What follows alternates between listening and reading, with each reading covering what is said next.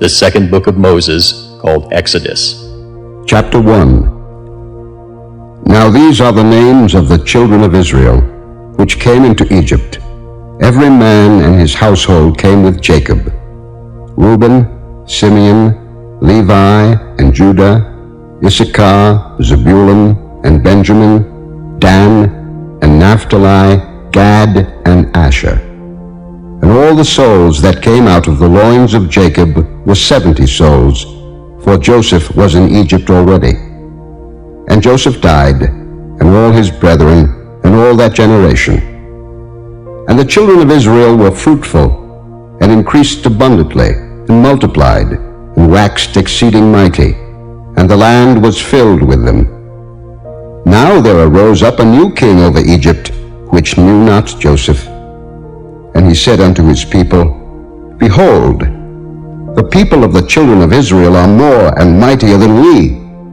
Come on, let us deal wisely with them, lest they multiply.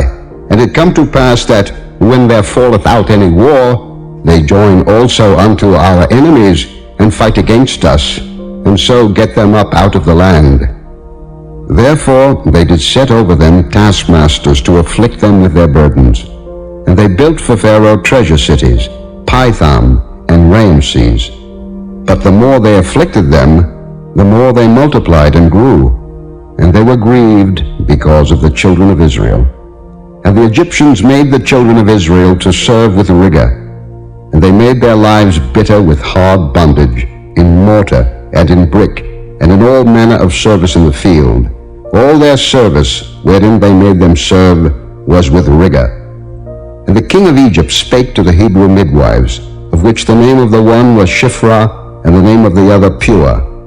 And he said, When ye do the office of a midwife to the Hebrew women, and see them upon the stools, if it be a son, then ye shall kill him, but if it be a daughter, then she shall live.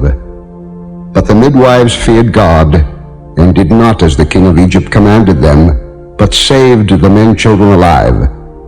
And the king of Egypt called for the midwives, and said unto them, Why have ye done this thing, and have saved the men children alive?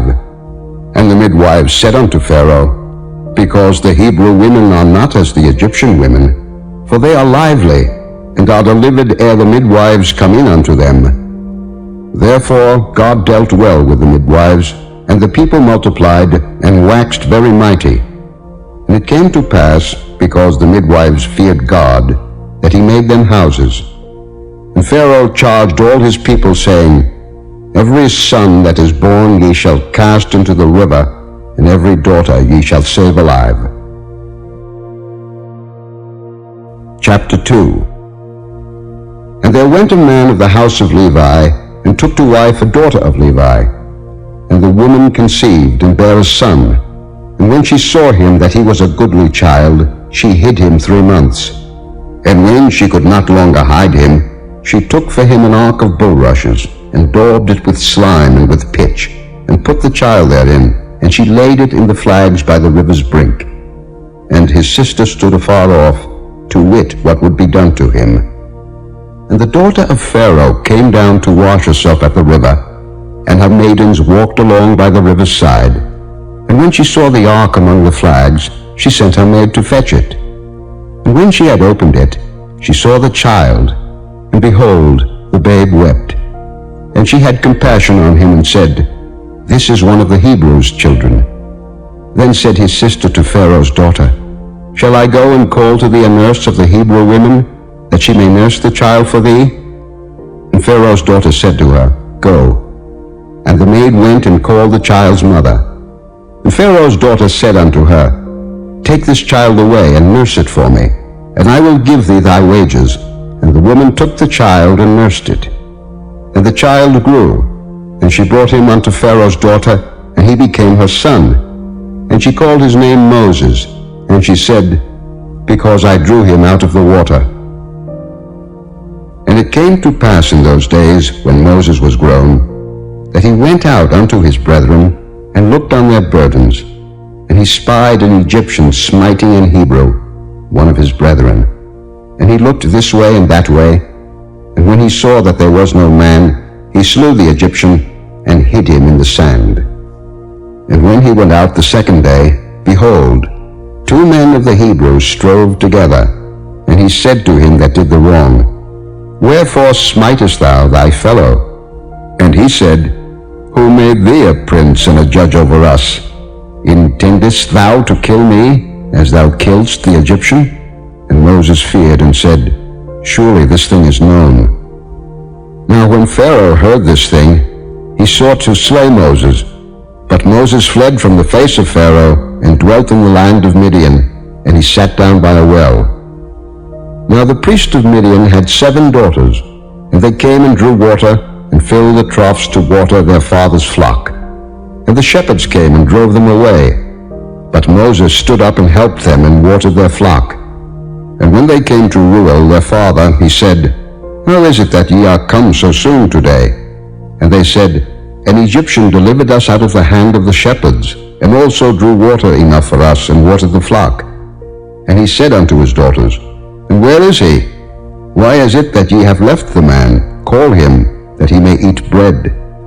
And Moses was content to dwell with the man, and he gave Moses Zipporah his daughter.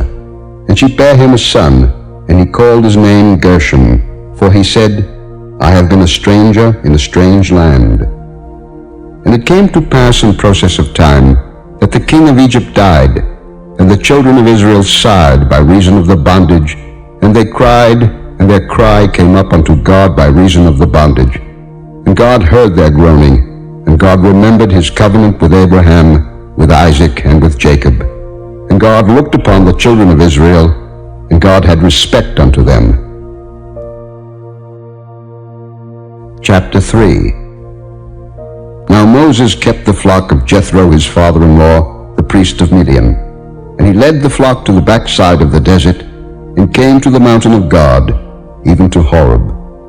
And the angel of the Lord appeared unto him in a flame of fire out of the midst of a bush. And he looked, and behold, the bush burned with fire, and the bush was not consumed. And Moses said, I will now turn aside, and see this great sight, why the bush is not burnt. And when the Lord saw that he turned aside to see, God called unto him out of the midst of the bush, and said, Moses, Moses. And he said, Here am I.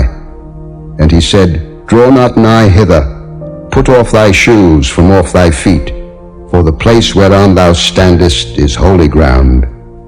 Moreover he said, I am the God of thy father, the God of Abraham, the God of Isaac, and the God of Jacob. And Moses hid his face, for he was afraid to look upon God.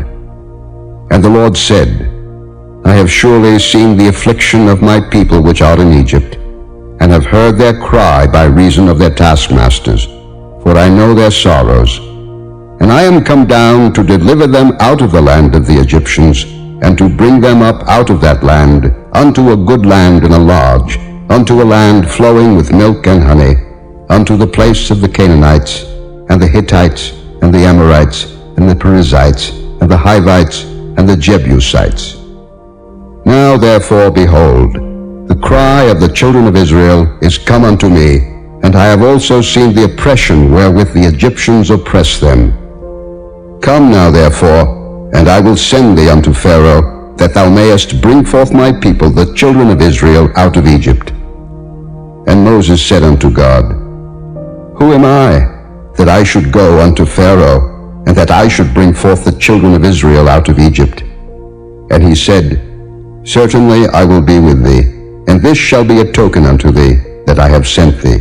When thou hast brought forth the people out of Egypt, ye shall serve God upon this mountain. And Moses said unto God, Behold, when I come unto the children of Israel, and shall say unto them, The God of your fathers hath sent me unto you, and they shall say to me, What is his name? What shall I say unto them? And God said unto Moses, I am that I am. And he said, Thus shalt thou say unto the children of Israel, I am hath sent me unto you. And God said moreover unto Moses, Thus shalt thou say unto the children of Israel, The Lord God of your fathers, the God of Abraham, the God of Isaac and the God of Jacob, hath sent me unto you. This is my name forever, and this is my memorial unto all generations. Go and gather the elders of Israel together, and say unto them, The Lord God of your fathers, the God of Abraham, of Isaac, and of Jacob, appeared unto me, saying, I have surely visited you, and seen that which is done to you in Egypt. And I have said, I will bring you up out of the affliction of Egypt unto the land of the Canaanites, and the Hittites, and the Amorites, and the Perizzites, and the Hivites, and the Jebusites, unto a land flowing with milk and honey. And they shall hearken to thy voice, and thou shalt come, thou and the elders of Israel, unto the king of Egypt, and ye shall say unto him, The Lord God of the Hebrews hath met with us, and now let us go, we beseech thee, 3 days' journey into the wilderness, that we may sacrifice to the Lord our God. And I am sure that the king of Egypt will not let you go, no, not by a mighty hand. And I will stretch out my hand, and smite Egypt with all my wonders which I will do in the midst thereof, and after that he will let you go. And I will give this people favor in the sight of the Egyptians. And it shall come to pass that when ye go, ye shall not go empty. But every woman shall borrow of her neighbor, and of her that sojourneth in her house, jewels of silver, and jewels of gold, and raiment, and ye shall put them upon your sons and upon your daughters, and ye shall spoil the Egyptians. Chapter 4. And Moses answered and said, But behold, they will not believe me, nor hearken unto my voice, for they will say, The Lord hath not appeared unto thee. And the Lord said unto him, What is that in thine hand? And he said, A rod. And he said, Cast it on the ground. And he cast it on the ground, and it became a serpent. And Moses fled from before it.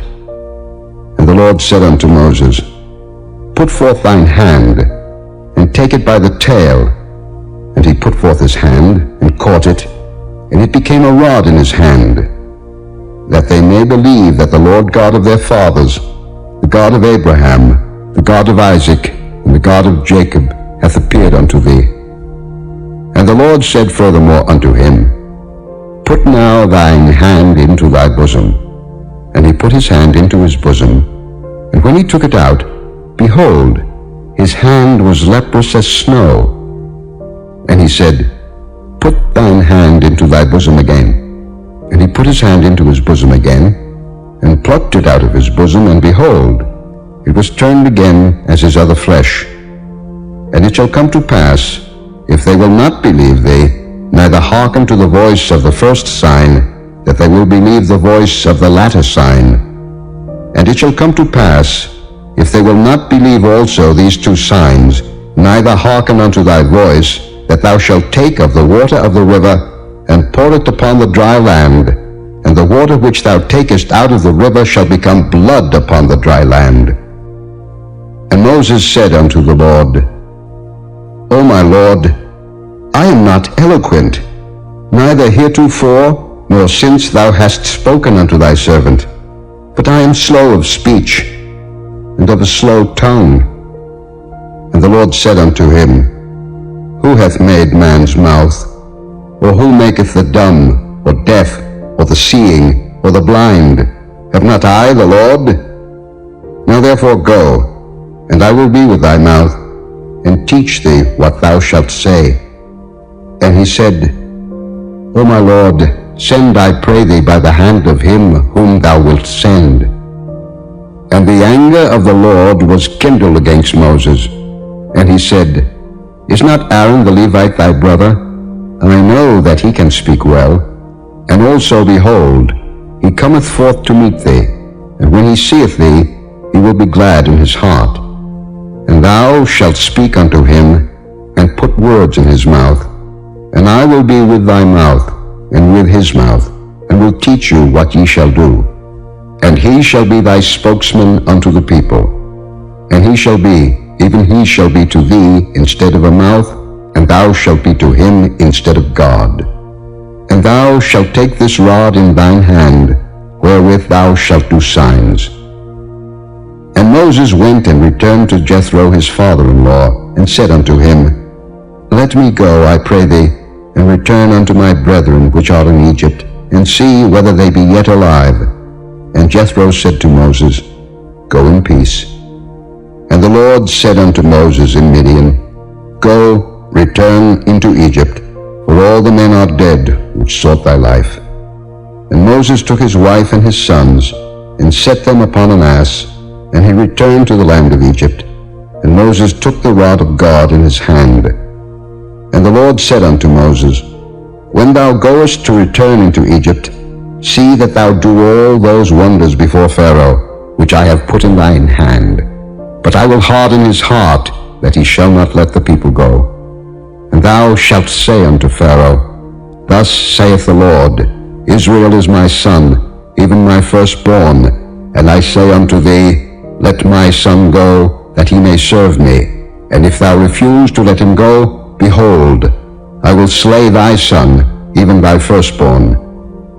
And it came to pass by the way in the inn, that the Lord met him, and sought to kill him. Then Zipporah took a sharp stone, and cut off the foreskin of her son, and cast it at his feet, and said, Surely a bloody husband art thou to me. So he let him go. Then she said, A bloody husband thou art, because of the circumcision. And the Lord said to Aaron, Go into the wilderness to meet Moses. And he went, and met him in the mount of God, and kissed him. And Moses told Aaron all the words of the Lord who had sent him, and all the signs which he had commanded him. And Moses and Aaron went and gathered together all the elders of the children of Israel. And Aaron spake all the words which the Lord had spoken unto Moses, and did the signs in the sight of the people. And the people believed. And when they heard that the Lord had visited the children of Israel, and that he had looked upon their affliction, then they bowed their heads and worshipped.